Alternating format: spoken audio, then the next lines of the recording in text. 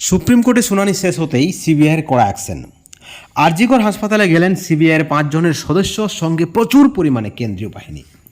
বন্ধুগণ, আবার অ্যাকশন মোডে সিবিআই। আপনারা দেখলেন যে সিবিআই ইতিমধ্যেই স্ট্যাটাস রিপোর্ট জমা দিয়েছে সুপ্রিম কোর্টে, এবং সুপ্রিম কোর্টে আজকের হাই ভোল্টেজ শুনানি। প্রত্যেকটা আপডেট আপনাদেরকে আমরা দিয়েছি। এবার শুনানি শেষ হতেই আরজি করে সিবিআই কেন, কি তথ্য খুঁজতে তারা পৌঁছে গেলেন, একাধিক প্রশ্ন রয়েছে এই মুহূর্তে।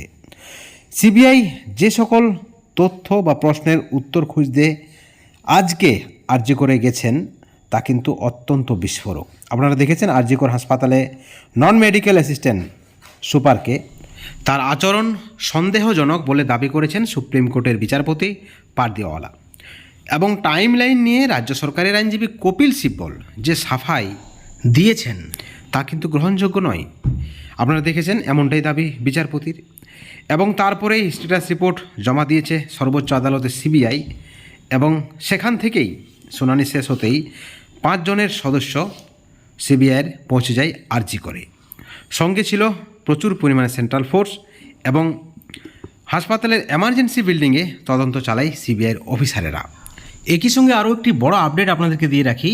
আপনারা সকলে জানেন যে সুপ্রিম কোর্ট মঙ্গলবার 5টার মধ্যে চিকিৎসকদের কাজে ফেরার কথা বলেছেন, তাদেরকে ডেডলাইনে বেঁধে দিয়েছেন সুপ্রিম কোর্ট। কিন্তু তা নিয়ে কিন্তু ইতিমধ্যে শুরু হয়েছে প্রতিবাদ।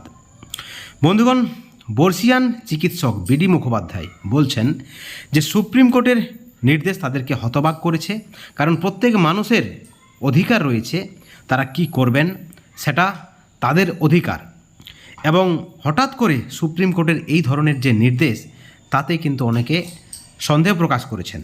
অনেকের দাবি যে ডিওয়াই চন্দ্রচূড়ের সঙ্গে কপিল সিব্বলের একটা ভালো সম্পর্ক রয়েছে, অর্থাৎ এই নির্দেশের নেপথ্যে কি কোনো অভিসন্ধি রয়েছে, এমনটাও কিন্তু প্রশ্ন করছে অনেকেই। এই ভিডিওর পরিপ্রেক্ষিতে আপনাদের মতামত কি, আপনাদের প্রতিক্রিয়া কি?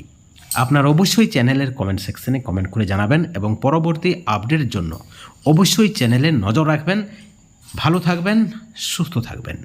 Thank you so much.